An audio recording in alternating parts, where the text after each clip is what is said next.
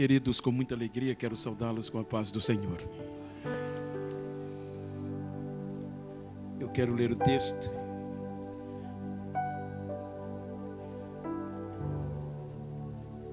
Capítulo 11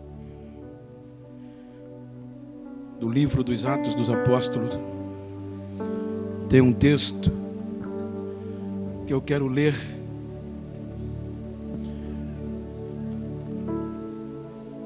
E nesta Santa Ceia, motivar você a reconhecer o privilégio que nós temos e a responsabilidade de, como gentios, manter a chama acesa.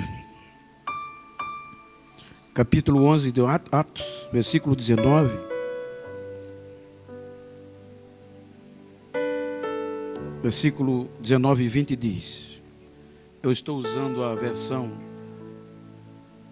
João de Ferreira, revista e corrigida. E aos que foram dispersos pela perseguição que sucedeu por causa de Estevão, caminharam até a Fenícia, Chipre e Antioquia, não anunciando a ninguém a palavra, senão somente aos judeus. E havia entre eles alguns varões de Chipre e de Cirene, os quais, entrando de Antioquia, falaram aos gregos, anunciando o Senhor Jesus. E a mão do Senhor era com eles, e grande número creu e se converteu ao Senhor. Versículo 22. E chegou a fama destas coisas aos ouvidos da igreja que estava em Jerusalém, e enviaram Barnabé até Antioquia. Amados, como se trata de um culto de Santa Ceia, até parece que o texto não tem nexo. Mas quando nós lemos capítulo 10, 11, 12, 13, até o 15 de Atos dos Apóstolos, encontramos uma revolução espiritual protagonizada por quem nem os próprios judeus acreditavam. Os irmãos hão de convir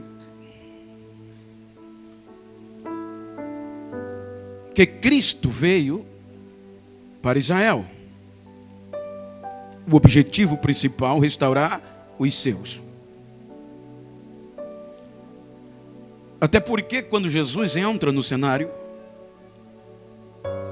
havia uma segregação acirrada entre os próprios judeus, religiosos, helenistas,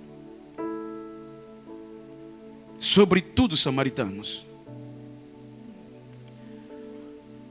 Além de todas estas segregações, ou segregação, havia o povo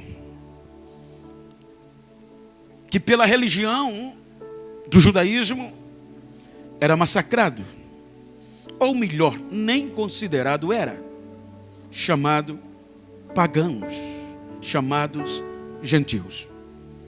Porque este povo não fazia aliança, não fazia parte da aliança com os judeus por intermédio de Abraão. Então, naquele período intestamentário, tendo em vista que o contexto religioso se politizou,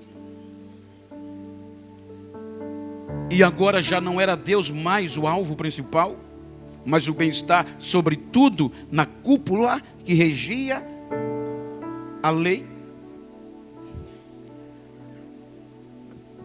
Então, com o advento da popularidade de Herodes, para angariar conceito entre os judeus, ele reforma o templo de Zorobabel. E como este templo de Zorobabel foi feito de um projeto arquitetônico incrível,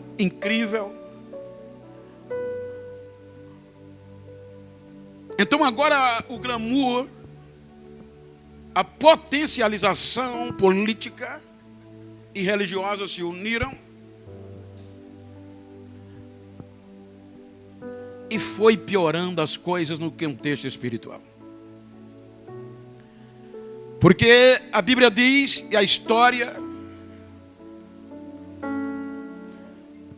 que os gentios eram tão desprezados, que o próprio Paulo diz que havia uma mureta, uma parede,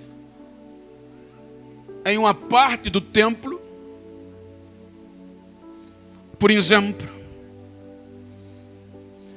quando você observa do Monte das Oliveiras a Jerusalém,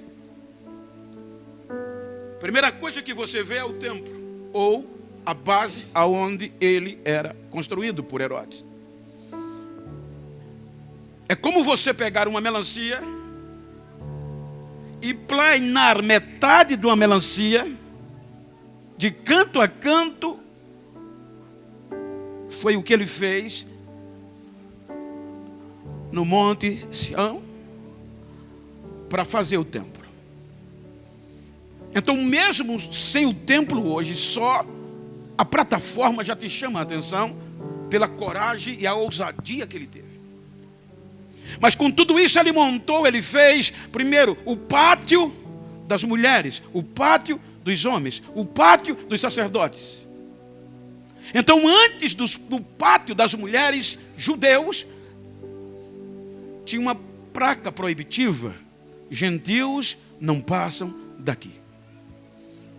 Porque nós, no contexto judaico, éramos imundos, profanos. E o contexto geral nos ensina que o judaísmo ensinava aos judeus, desde a tenra idade, a não ter amizade com os gentios. As autoridades religiosas no templo, nas sinagogas, os pais ensinavam os filhos que não deveria ter acesso à casa de um gentio, que não deveria falar com o gentio, comer com o gentio. Então tudo que se relacionava a gentios, os judeus descartavam. Então os irmãos observam que quando Cristo veio e Israel rejeitou, aí Paulo vai dizer à igreja gentia de Roma, capítulo 11, versículo 25, dizendo: eu tenho um segredo para dizer a vocês. Para vocês gentios não se achar sábio, é que Deus endureceu em parte Israel para vocês entrarem. Então veja o privilégio.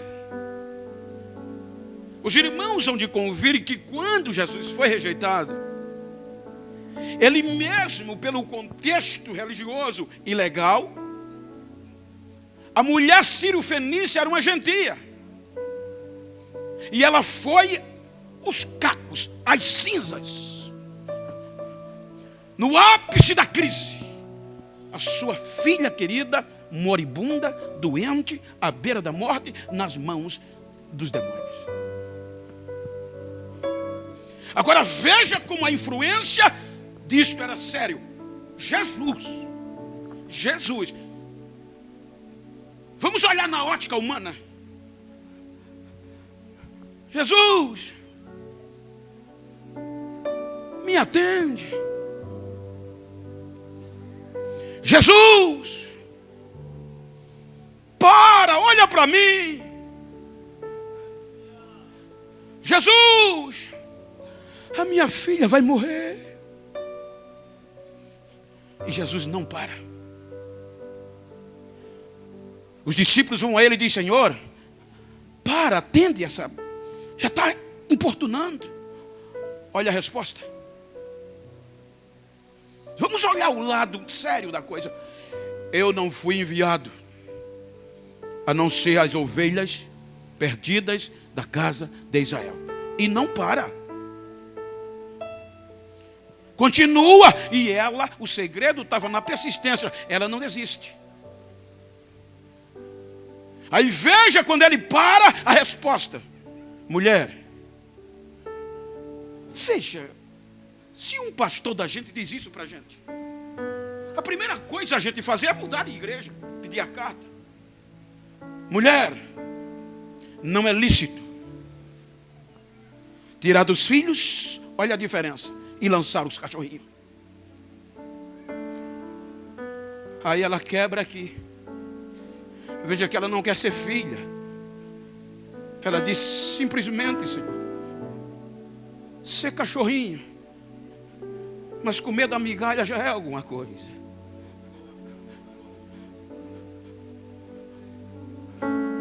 Aí Jesus diz, é diferente. Nem em Israel. Olha a diferença, gentil e judeu. Nem em Israel eu vi tanta fé. Você vê que Jesus, quando chega para a mulher samaritana, foi um absurdo para os discípulos. Está escrito, e quando está escrito é ênfase. Então Jesus, com todas as restrições, mas os irmãos vão ver que no seu ministério, poucos gentios foram alcançados. Só os que se destacavam na persistência da fé.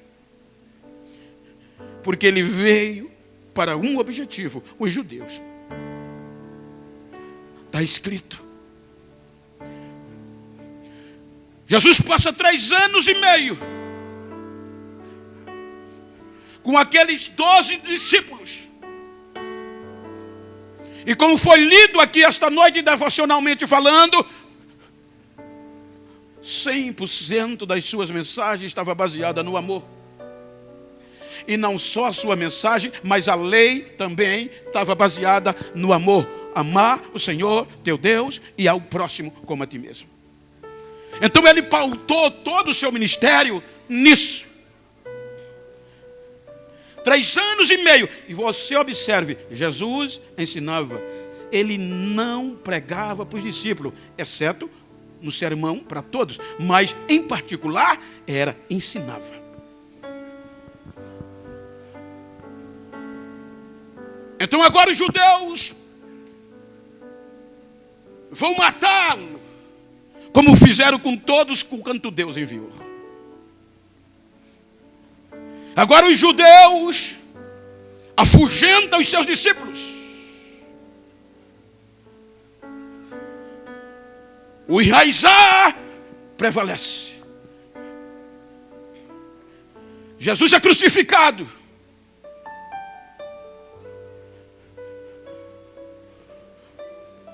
Jesus é ressuscitado. Jesus reencontra, recupera 11 diretamente, além dos indiretos. Quando eu digo diretamente os discípulos, mas havia os agregados. Todos são recuperados. E a última palavra de Jesus, ou as últimas palavras para eles foi: vão e preguem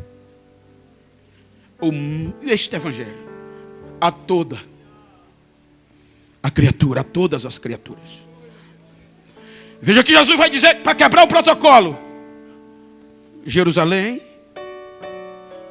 Judeia, aí daqui para frente vai quebrando Samaria, que os judeus não imaginariam, até os confins da terra. Então a ordem de Jesus para os discípulos foi pregar o evangelho sem acepção. Certo? Jesus vai aos céus. 10 dias depois da ascensão, o Espírito Santo vem. E a Bíblia diz que habitava em Jerusalém, Atos 2, varões piedosos, religiosos, judeus, e varões religiosos. Há alguma versão que não coloca o e, só coloca judeus, vírgula, religiosos, como King James. Isso implica dizer que por conta da festa da Páscoa, consequentemente o Pentecoste, judeus de toda a parte do mundo vinham para Jerusalém. E o Espírito Santo vem sobre aqueles, cerca de 120, e o poder do Evangelho é ratificado ali. Olha a gravidade. Dentro de um contexto teológico, é bem verdade, se você olhar o Gênesis 6, capítulo 6, logo, salvo engano, versículo 3 ou 6 por aí, você vai ver Deus dizendo com o pecado de Adão: o meu espírito não contenderá, não habitará. No original diz: não intercederá com o homem para sempre. Esse espírito, é bem verdade, que está ligado com o limite do ser humano. Mas esse espírito tem uma essência do Espírito Santo, porque o pecado fez isso. Passou todo o Velho Testamento. E o único elo que ligava Deus ao homem não podia vir e habitar por conta do pecado. Todo o Velho Testamento. Veja que é destaque. Todos que receberam a visita do Espírito Santo entram em destaque. Até os homens de Moisés. Não era para qualquer ocasião, não era para qualquer pessoa. Quando o Espírito Santo vinha, olha os juízes, todos estão em destaque. Otiniel, Eude, Débora, Baraque, Jefté, Gideão, Sansão. Sempre é um objetivo. Depois desse tempo todinho, com uma restrição sem limite, Jesus vence a morte. Porque Paulo aos Romanos 5 diz que aonde o pecado abundou, superabundou a graça. Jesus vence o pecado. Aí agora liga o elo de novo: terra, céu, céu e terra, espírito, homem, homem, espírito. Então agora há um relacionamento do ser humano, não mais, como eu falei, como profetizou Joel: nos últimos dias há de ser que derramarei do meu espírito sobre toda a carne, ou em outras versões, sobre todo o povo. Olha, mulheres, os vossos filhos, aqui na restrição, vocês tinham o pátio de vocês. Se fosse judia, a mulher não podia subir ao pátio dos homens. O pátio da mulher era embaixo. Os homens iam, olhavam para baixo: fica aí, vocês só servem para proliferar, vocês são produto de 4ª categoria. Mas na profecia de Joel, você estava em cruzes. Vossos filhos, vossas filhas, vossos jovens, vossos meninos, vossos velhos, até o escravo, até a escrava, o meu espírito vem.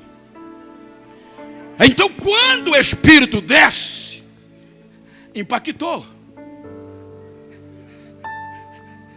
A cruz, a graça fez isso. E para a religião, nós estávamos fora. Mas para Deus, nós estávamos no pacote.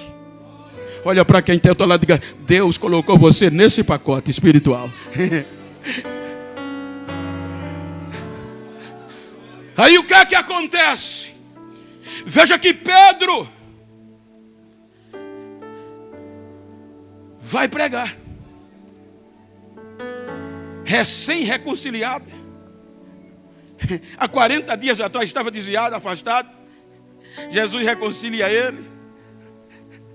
E agora ele vai pregar. E na pregação ele reproduz a profecia de Joel. E além de reproduzir, ele acrescenta dizendo: é quanto tantos o nosso Deus o chamar, tanto longe como perto. Mas Pedro reproduz, profetiza. Mas Pedro e todos os outros apóstolos estavam enraizados no judaísmo. Os 3 anos e meio com Jesus não quebrou esta raiz. Eu já ouvi de algumas pessoas, isso é tão grave, quando uma criança é catequizada. Há quem diga que é um ciclo de 20 anos, se você quer impregnar ou mudar o entendimento de uma geração. Eu já vi muitas pessoas dizer que a mãe ensinava: olha, você não pode comer com negro, você não pode falar com negro. E por mais que essas pessoas se civilizaram, ainda hoje há um preconceito, por conta da formação. Então veja que Pedro e os apóstolos viram, receberam a ordem de ir a todo mundo, a todas as pessoas, mas não foram, por conta do judaísmo. Então a igreja em Jerusalém, cheia do Espírito Santo, e Jesus salvava todos os dias. E há quem diga, em um contexto histórico, que quando um gentil se aproximava e aceitava, eles jogavam para longe. Para onde? Para a Turquia. E a Antioquia fica na onde? Na Turquia. Eles mandavam para a Antioquia, para se afastar. Os apóstolos, a convenção. Aí quando Pedro estava no ápice, ressuscitou uma mulher, enfrentando a fúria da religião dos judeus. Aí está em Jope. E é perto de Jope para Cesareia Marítima. Não é longe, é perto. Lá em Cesareia estava um gentil que não tinha direito a entrar no templo, que não tinha direito a adorar, que estava na restrição, mas era bom, orava, e até antes de Jesus a oração não subia, mas depois de Jesus a oração subia. Aí 3 horas da tarde em Cesareia, o anjo vai, e ele vê um anjo e se assusta, e o anjo diz: a tua oração foi ouvida nos céus. Para um gentil, manda mensageiros. E não era qualquer um, gente. Era um centurião do contexto nobre da corte italiana. Era gente da alta. Manda mensageiro chamar a Simão, que tem por sobrenome Pedro, e deu o endereço. Ele está em Jope, ele está na casa de Simão, o curtidor. Chama ele e ele vai dizer o que é necessário para você. Enquanto Cornélio se preparava para mandar, aí a voz vai a Pedro lá em Jope. E Pedro estava em consagração. Meio-dia da fome, mas a comida não estava pronta. Aí ele sobe para o terraço, aí é arrebatado em pensamento, em espírito. E naquela visão, vai descendo do sol um lençol, em algumas versões chama jarro, mas o lençol amarrado pelas 4 pontas, e olha o que estava dentro do lençol ou do jarro. Todo tipo de peça-rim para os judeus. Todo tipo de animal imundo e profano. Aí pela primeira vez a voz diz: Pedro, levanta, mata e come. Mas o judaísmo estava dentro. Não, Senhor. Veja que era superior. A resposta diz: não, Senhor. Eu nunca coloquei na minha boca nada imundo e profano. Aí Deus insiste: Pedro, come. Aí o texto diz: a segunda vez Pedro disse: não, Senhor. Aí a Bíblia diz que a voz vem a terceira vez, e Pedro pela terceira vez disse: não, o lençol é recolhido. Pedro rejeitou. Aí Deus insiste e diz: está chegando 2 varões. Vou usar o nosso contexto, e mesmo sem você querer, você vá com ele a Cesareia, que tem um gentil lá.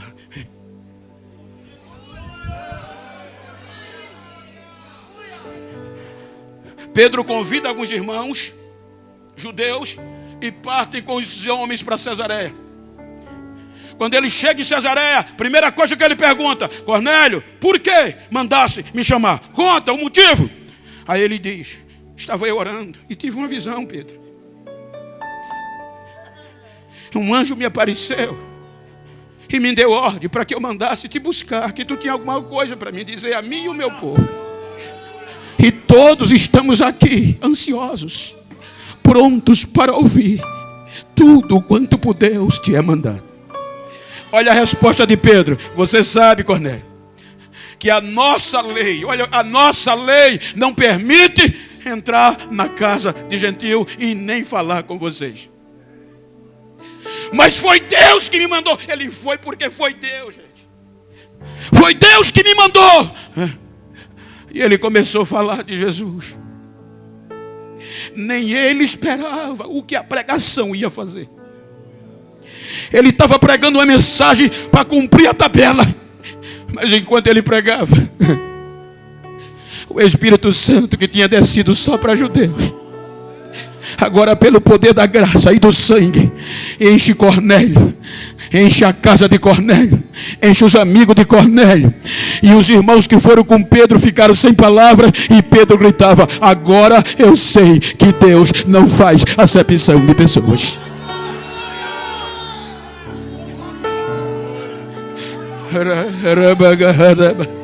Pedro rejeitou. O capítulo 11, quando ele chega, a notícia se espalha. O capítulo 11 diz isso. Quando a notícia se espalha, chega em Jerusalém. E os irmãos judeus se reuniram com Pedro e desceram a marreta. A Bíblia diz: um grande debate, uma grande discussão. Dizendo: Pedro, estamos sabendo que você entrou na casa de gentio e comeu com eles. E não queria aceitar. Aí, como Pedro rejeitou,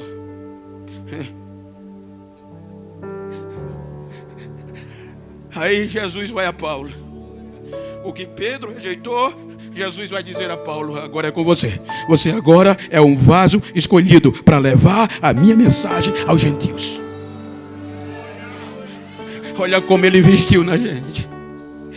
Ele fez um homem importante, orgulhoso, se converter para levar a palavra até nós. Porque Pedro rejeitou por conta da fixação do judaísmo. Aí os irmãos vão observar que Pedro convence, mas não são aceitos. Tiago, o presidente, os apóstolos e os irmãos não aceitavam os gentios.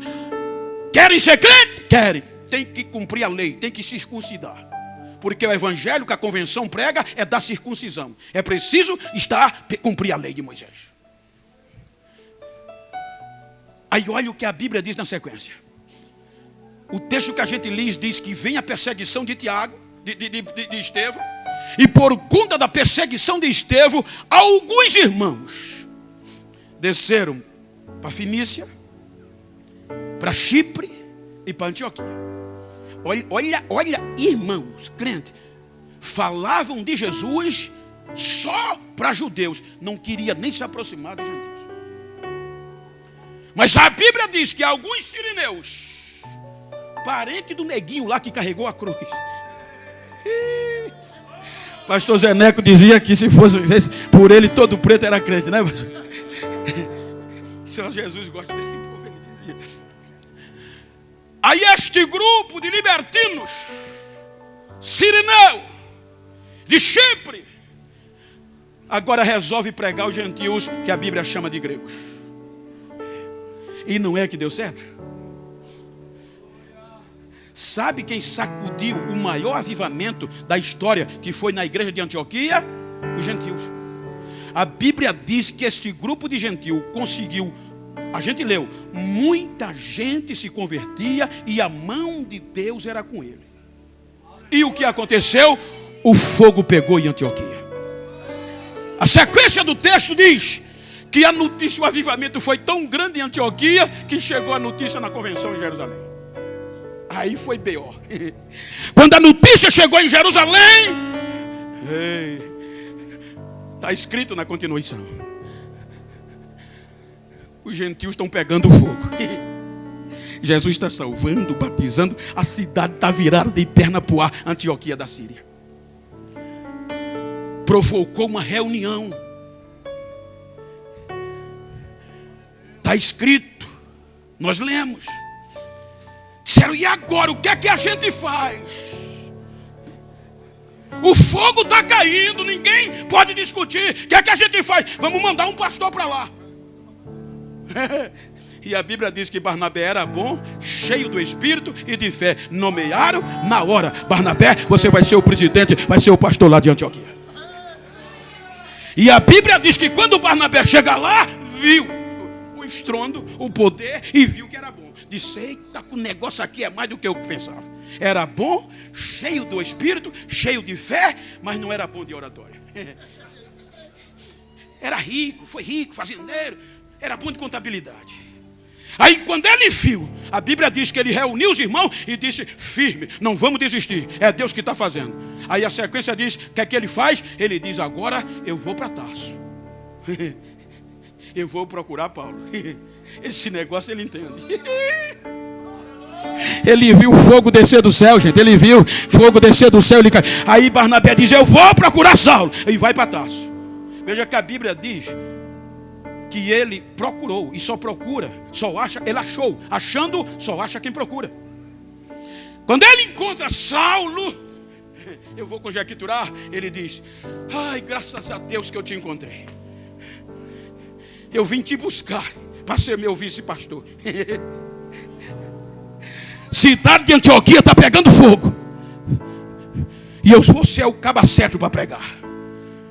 Aí veja que quando o Paulo fala da visão, ele diz, há 14 anos atrás, eu tive uma visão, ou seja, uma visão que, não sei, no corpo ou fora do corpo, que não é digno contar, uma visão inefável, 14, no tempo do anonimato, ele viu o que Pedro rejeitou, ele viu o céu por dentro. Aí Paulo diz, eu já sabia. Quando Jesus me chamou, ele já disse que eu ia para isso mesmo, eu vou tocar fogo lá, vou com você, e deixa tudo em pátio, pastor Antioquia. Aí quando ele chega em Antioquia,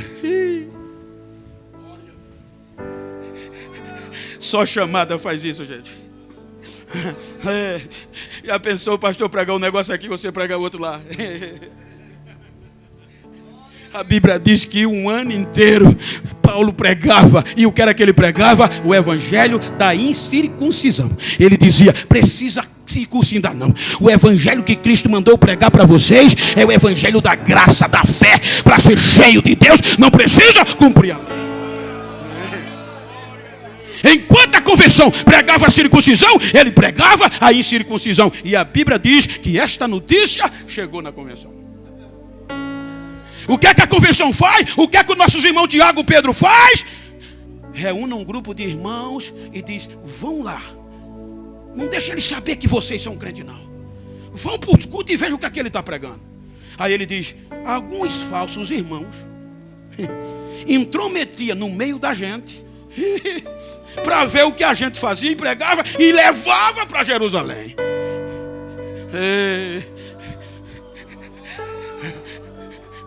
Aí a convenção disse, vai ter que vir aqui, Barnabé, traga Saulo e traga Tito. Aí ele diz que foi. Aí ele diz que mesmo Tito não sendo, queriam se qualquer jeito circuncidar Tito só porque ele foi junto. Aí ele disse, nem por uma hora eu deixei ser convencido. Ele não aceita, gente. Aí ele volta com Barnabé para Antioquia. Capítulo 13. Olha o grupo que estava cheio. A Bíblia diz que tinha alguns profetas e doutores. Pessoas que se criou com Herodes, doutor Saulo, em uma consagração, orando, jejuando e profetizando, o Espírito vem. Aí escolhe Barnabé e Saulo. Ele poderia ir em Jerusalém, mas Jerusalém desistiu de nós. A convenção em Jerusalém não acreditou em nós. Aí ele pega em Antioquia Barnabé e Saulo e diz: agora vocês vão levar a minha mensagem aos gentios. Leia o capítulo 13. Na Ásia Menor, o que é que os gentios fizeram? Olha a mensagem em Antioquia da Pisídia, que Paulo prega uma mensagem de consolação em um sábado, e o povo pede para ele voltar, e a Bíblia diz que no outro sábado quase toda a cidade foi para assistir ele pregar. E Jesus ia salvando, Jesus ia curando. Eles apanham, eles são expulsos, mas não desistem dos gentios. Capítulo 14 e 13, eles vão até a região licaônica, uma região de dialeto próprio, uma região montanhosa, região de esconderijos dos grandes. Eles vão para Icônio, Listra e Derbe, e nestes 3 lugares o evangelho é pregado aos gentios. A Bíblia diz que foi um rebuliço pentecostal tão grande que sacudiu a convenção em Jerusalém.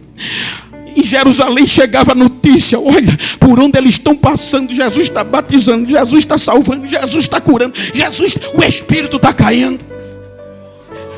Aí provocaram uma convenção. Aí o presidente Tiago disse: vamos fazer uma reunião. E qual era a pauta? Os gentios. O que é que a gente vai fazer com eles? Veja que no capítulo 15 eles chamam Paulo e Barnabé para participar. Aí agora na reunião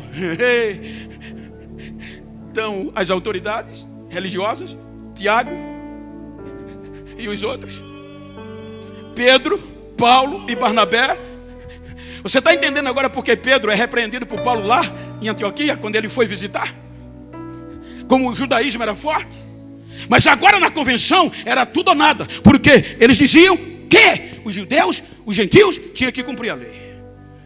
Aí Paulo no capítulo 15 vem com Barnabé dizendo o que Deus havia feito no meio de gentios. Enquanto algumas autoridades, capítulo 15, salvo engano, versículo 5, diz que alguns fariseus que haviam se convertido batia de frente com Paulo e Barnabé, dizendo: não, a gente não aceita, vai ter que se circuncidar.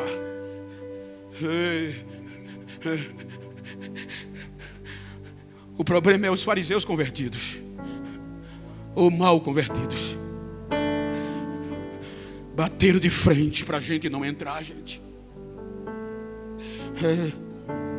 E Pedro levanta, Paulo bate pesado, a ponto do presidente da convenção se levantar e tomar a palavra e dizer: irmãos, basta, questão de ordem. Eu bem sei o que os profetas falaram, o que Deus disse por meio deles. Eu tornarei a levantar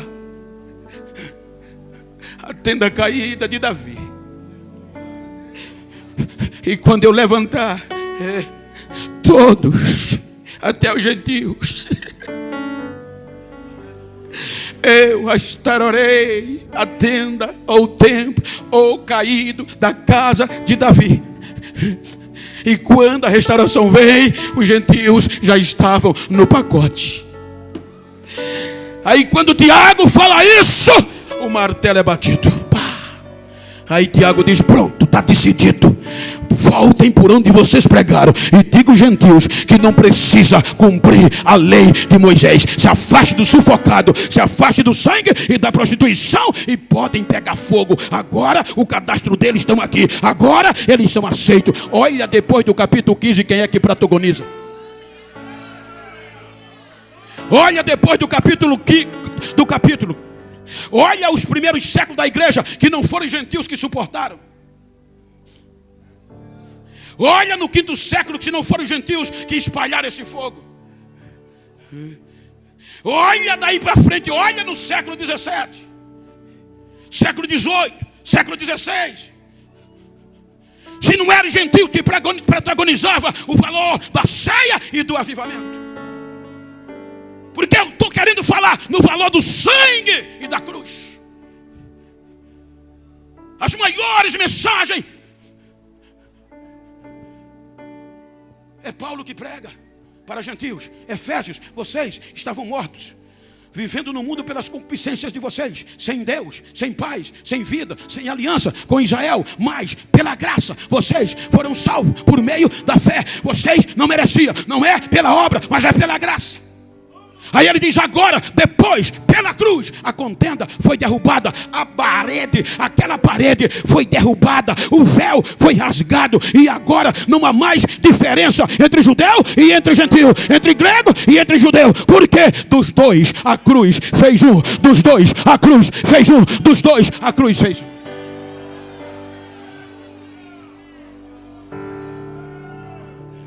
Olha, século XIX. Gentios que as autoridades, os intelectuais não conseguiam entender com qual poder de persuasão que eles atraíam tantas pessoas para ouvi-los.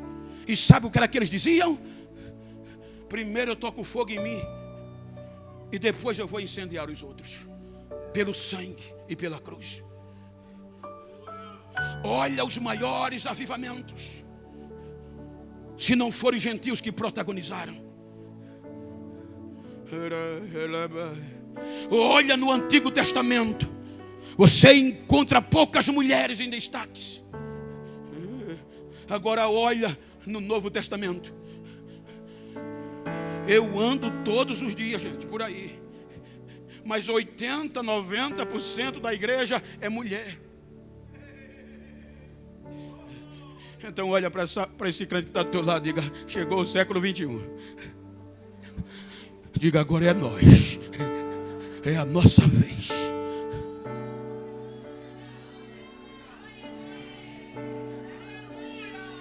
Paulo disse no capítulo 10 e 11 de Romanos: não façam como os judeus fizeram. Olha o que é que ele diz que Deus fez. Ele diz: Deus pegou a oliveira brava, o zambujeiro. Por quê? Porque os ramos originais se quebraram. Aí ele diz: vocês tenham cuidado. Na nossa linguagem, não deixa a peteca cair, não deixa a chama apagar. Porque se Deus não poupou nem os ramos originais, imagina vocês que são zambuzeiros. Por quê? Porque o zambujeiro não pegava fogo, a oliveira brava não dava fruto. E quando Deus resolveu colocar a gente, a natureza disse: eu não aceito. Aí Paulo diz: ele contra a própria natureza colocou vocês na oliveira, para vocês pegar fogo e dar fruto. Então o que eu quero concluir é que nós, assembleanos, pentecostais, gente, estou na minha igreja, a gente não pode fazer uma Santa Ceia como se fosse missa. Só o fato de você entrar na Santa Ceia já é para entrar pegando fogo. Só o fato de você saber que não merecia, mas você agora faz parte do projeto, é para você falar em língua. Vocês estão pensando que eu falo em língua só aqui? Pergunta a irmã Marisa. Eu não ouço eu pregar, eu não gosto. Ela bota o CD, ela fala em língua lá embaixo e eu trancado pulando lá em cima no meu escritório. Porque além de eu ser gentil, eu sou preto. Era 2 restrições e a cruz quebrou, o sangue quebrou. E hoje eu posso entrar e adorar.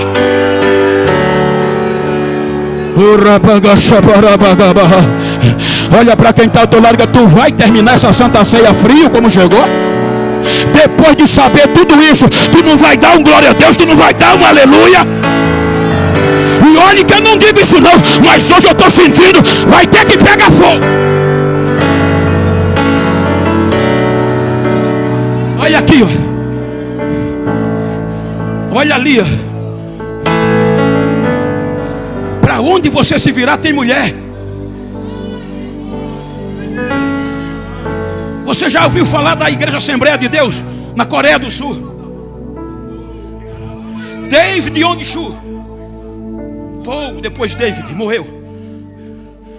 As mulheres na Coreia não são valorizadas. Quando o pastor David Yong-Soo foi orar a Deus: me dá uma estratégia para eu sacudir a Coreia do Sul com o teu poder. Foi orar. Sabe qual foi a resposta? Usa as mulheres.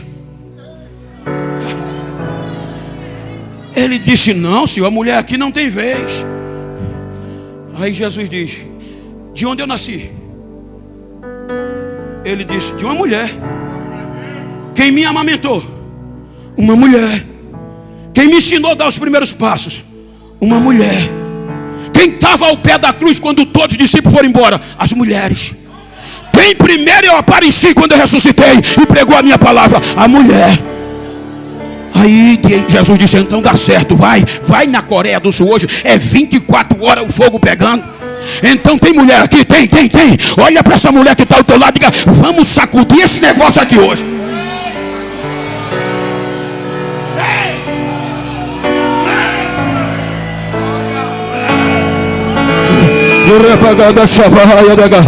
Você não merecia, mas agora é sobre você, é sobre mim essa responsabilidade. A chama tem que estar acesa, tem que ter línguas estranhas na ceia, tem que ter glória, tem que ter aleluia. Não é porque eu estou pedindo, não, e nem estou falando, é porque merece. É o sangue, é a cruz, é a ceia, é a vitória. De quem? Você entrou no projeto, contra a própria natureza. Santo Espírito, fique de pé, por favor.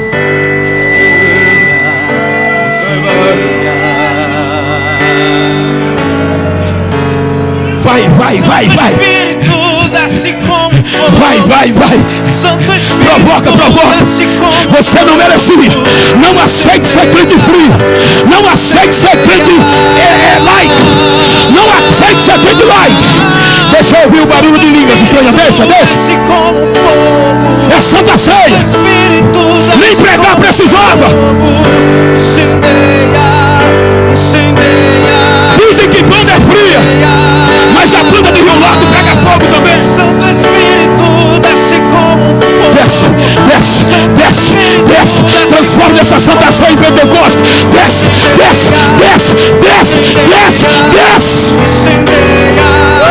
Incendeia. Santo Espírito, desce como fogo. Santo Espírito, desce como fogo. Vai. Batiza agora, Jesus. Batiza no Espírito Santo. Renova agora, Jesus. Batiza, Jesus. Renova agora, Jesus. Batiza as mulheres. Batiza homem. Batiza, Jesus. Na tempestade está. Pela primeira vez eu vou fazer isso. Senhores, companheiros, não podemos deixar essa chama apagar. Esse púlpito fazia barulho que pensava que ia cair. Teu trono assim.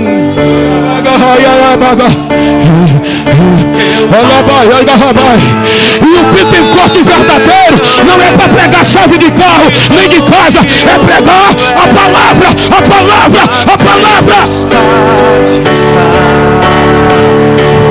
Vai, incendeia quem está ao teu lado, incendeia. Deixa eu ouvir o barulho de línguas estranhas. Deixa. Vai. Eu estou na minha igreja, eu estou na Assembleia de Deus, então deixa eu ouvir.